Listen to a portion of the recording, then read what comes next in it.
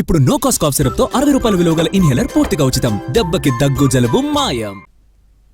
మాజీ సీఎం కేసీఆర్ పై సీఎం రేవంత్ చేసిన వ్యాఖ్యలు తెలంగాణలో పొలిటికల్ హీట్ రాజేశాయి. రేవంత్ రెడ్డి వ్యాఖ్యలపై తీవ్ర ఆగ్రహం వ్యక్తం చేశారు బీఆర్ఎస్ నేతలు. కేసీఆర్ లేవనెత్తిన ప్రశ్నలకు సమాధానం చెప్పడం మానేసి తిట్ల పురాణం ఏంటని విమర్శలు సంధించారు. రాజకీయం ఏందో నేను చూస్తా.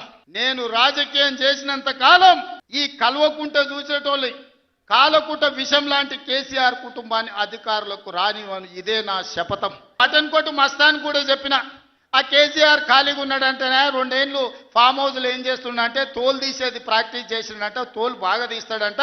నీ మటన్ కొట్టులో ఈ తోలు తీస్తాడు, కాళ్ళు తలకాయలు మాత్రం ఉచితంగా సాయంత్రం పోతే దావతులో బోటిగిన ఏమైనా కొట్టుకొని సాయంత్రం 2 వేసేటప్పుడు తీసుకుంటాడేమో అని.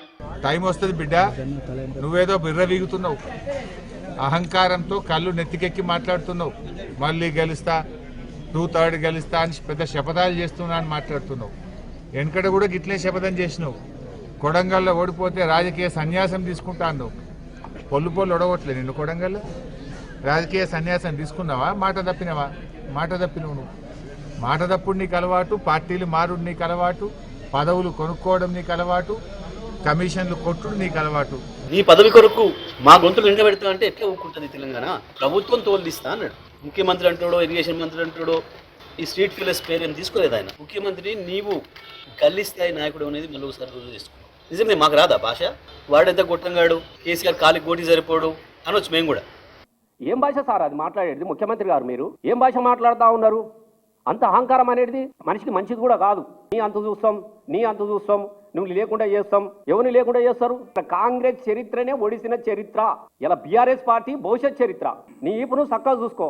ఒక్కసారి వెనుకకు మళ్ళీ చూసుకో, ఈ దేశం వైపు చూడు. ఎక్కడన్నా మీరు ఆదరించే పరిస్థితి ఉన్నదా? బీహార్లోని పరిస్థితి ఏమైనది? జాబ్ ఇస్తాడట ఈయన కేసీఆర్ గారికట. షేక్ మస్తాన్ ఉన్నాడు షేక్పేట్లో, అక్కడ జాబ్ ఇస్తావా? ఇది నీ అహంకారం? నువ్వెంత, నీ బతికెంత, నీ విలువెంత? ఆయన కాలి గోరికున్నటువంటి విలువ కాదు మిస్టర్ రేవంత్ రెడ్డి, గుర్తుపెట్టుకో.